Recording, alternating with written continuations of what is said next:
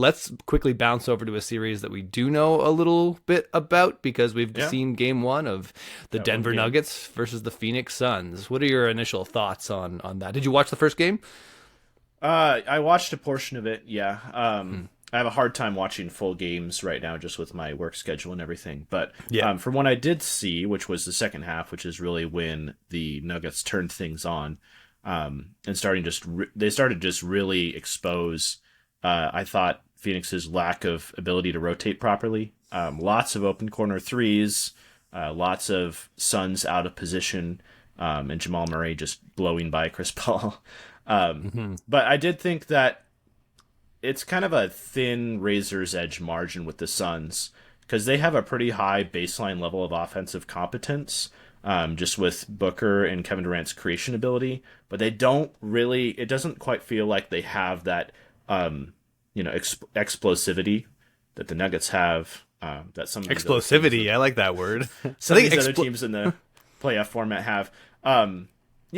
I've tried to kind of defend the Suns bench a little bit leading into these playoffs, being like, yeah, it's not great, but they're not that bad. They have some solid players, but their stars have to be pretty consistently great on a night-to-night basis just to make that offense, competent.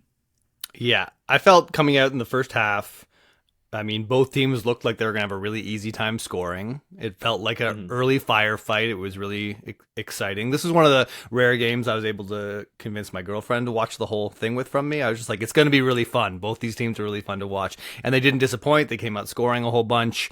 And then as the game kind of ground on, Denver just kept kind of pulling away. And then after the game, I read that John Hollinger just came out with a really good article. I think it was called "Does Phoenix have a math problem?" available to read on The Athletic, and just pointing out if Phoenix wants to just keep taking a early 2000s shot chart of taking tons and tons and tons of mid-rangers, Denver's going to keep shooting threes, and you're going to end up playing NBA Jam where the other player knows to spam pull up 3-pointers, and that they're going to yeah. And that's really in a very simple way, that's just what happened. Obviously as the game went on, Phoenix lost a little bit of steam and got frustrated as they just couldn't seem to close the gap, and their offense fell apart a little bit more. But for a lot of it, it was just it seems like you're both scoring, so why is Denver up 17 all of a sudden? It's because you're shooting threes all the time. I thought Denver had some advantages defensively as well. One thing that I really loved that Michael Malone instituted is he has Bruce Brown kind of on the weakest perimeter shooter for the Suns, and he kind of just sneaks over and harasses Durant or Booker when they're handling the ball in that mid-range area. And he got, I think, at least 3 or 4 strip steals on Durant just while he was dribbling, and really attacking Durant's handle, which I think is going to be huge in the series. The Suns are going to have to find a way to work around that, whether that's having Durant create less often, maybe just come off of some pin down screens and take shots rather than trying to manufacture his own looks. But I think the Celtics really showed us something last year with the ability to really pick at Durant's handle. It's not that he's a bad ball handler, it's just that he's 7 feet tall. And he dribbles pretty high off the ground. But yeah, Bruce Brown coming over and kind of blowing that action up, I thought was really a big part of the Nuggets starting to pull away in the third quarter.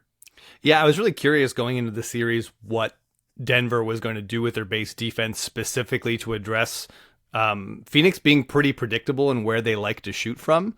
And what you're talking about is the exact strategy, have Bruce Brown basically swarm the nail.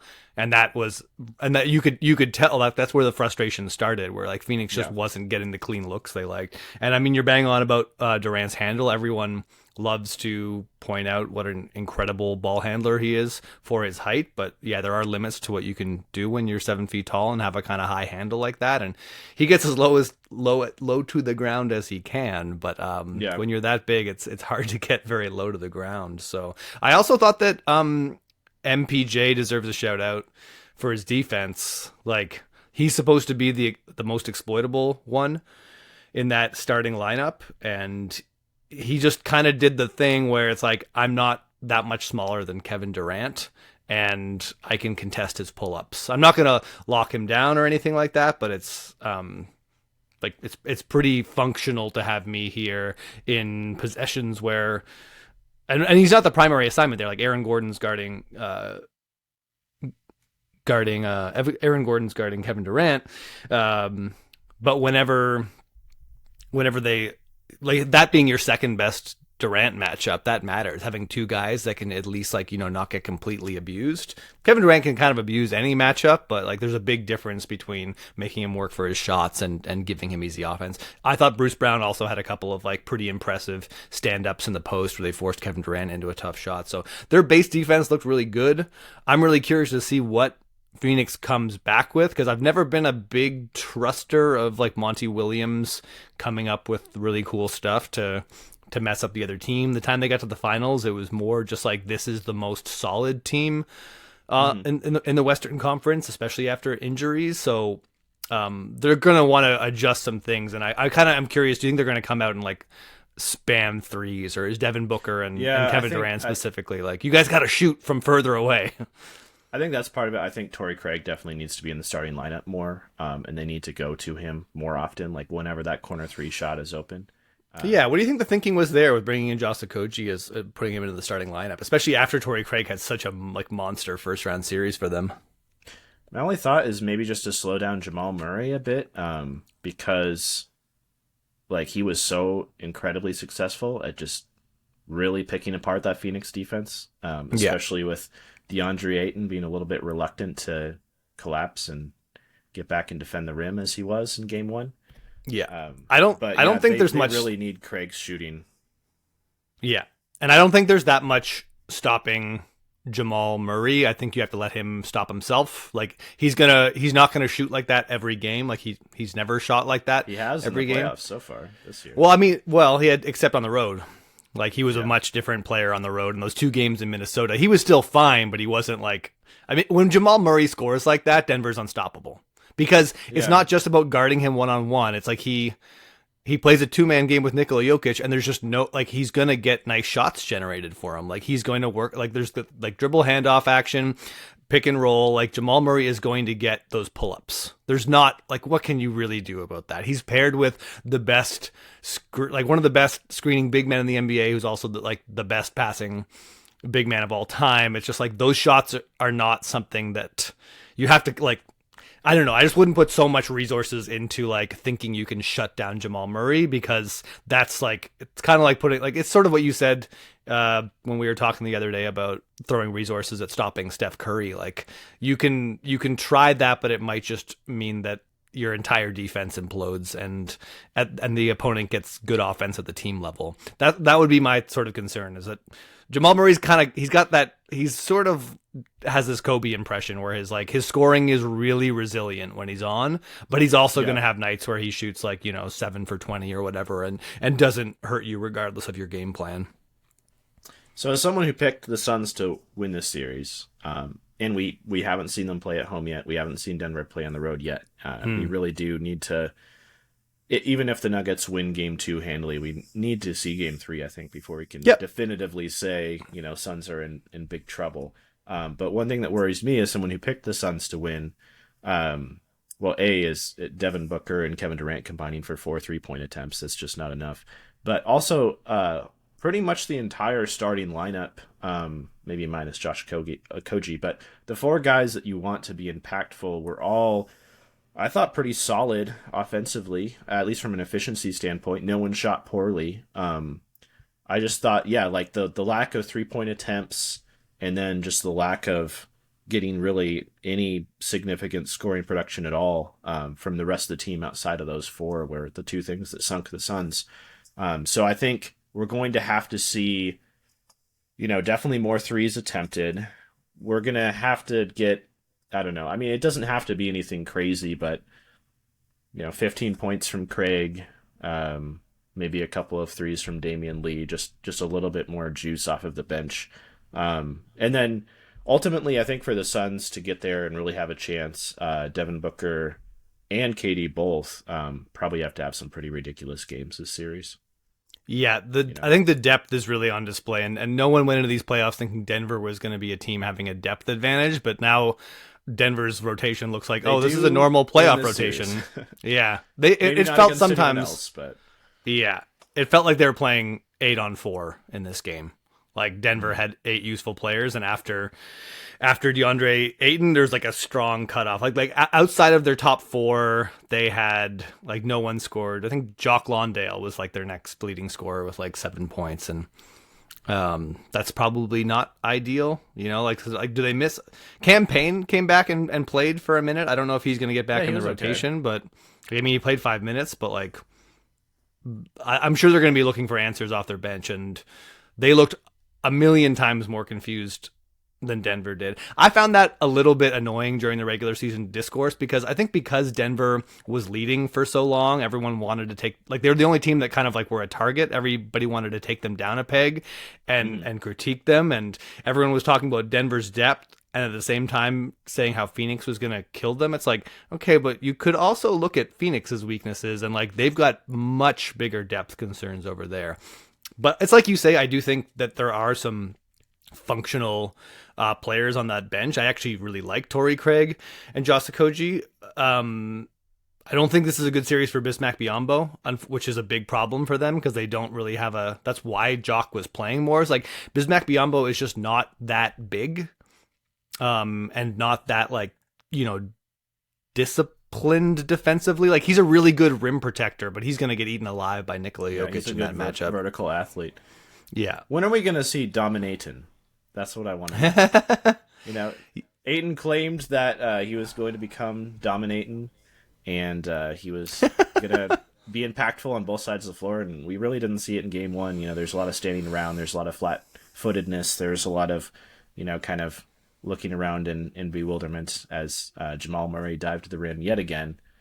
And I remember this time 2 years ago when the Suns and the Nuggets played in a first-round series, or perhaps it was a second-round series. Second-round series, and Ayton was so good in his one-on-one defense against Jokic, and gave Jokic the most difficult playoff series he's ever had. Jokic still put up stats, but, you know, wasn't efficient, you know, at least for his standards. And I don't know if that was just like a contract thing. That was the playoffs leading into the summer where Ayton was eligible for his rookie extension. So maybe that was the necessary motivation for him to play at that level. But we haven't really seen it since. So that's what I'm left wondering and asking myself, where is that for the Suns? I just think I just think DeAndre Ayton has been scouted better since then. I think his defense was a big surprise for people in that series, and in that whole playoffs, like where he was just looking like the most defensively versatile big in the NBA in terms of his mobility. But I mean, all next season and especially in those playoffs, people found a way to very much pick on his defense. I also think that Phoenix had way better defensive infrastructure because Jay Crowder was still kind of good back then and could body power forwards. They had Mikal Bridges helping at the point of attack. Chris Paul was just a lot better of a defender than he is now, especially in terms of his sort of mobility. So there's a lot more riding on DeAndre Ayton. I thought Kevin Durant actually had a decent defensive game in terms of offering some extra rim protection there. But he was really their rim protector. Yeah. I also think that Nikola Jokic is a much, like, if you cite Nikola Jokic in 2021, like, skinny Jokic has only been a thing for 2 seasons, and he's a much different player. He's a lot more mobile, and I know he still looks like a big, like, clunky, goofy guy, but it's like, I have not seen him struggle against a player like that in a long time. That being said, like, Nikola Jokic has not been scoring efficiently in these playoffs. Now, in game 1 against Phoenix, he didn't really have to. It's kind of like Jokic loves to, like, chill and pass the ball and you know, win with offense at the team level. But he actually started struggling at the very end of the Minnesota series. He had, like, his worst shooting game I've ever seen him have. And then he didn't look great in game 1. So it might be a trend to pay attention to, is like Nikola Jokic has not been shooting 3 billion% from like floater range for a whopping sample size of 2 games now.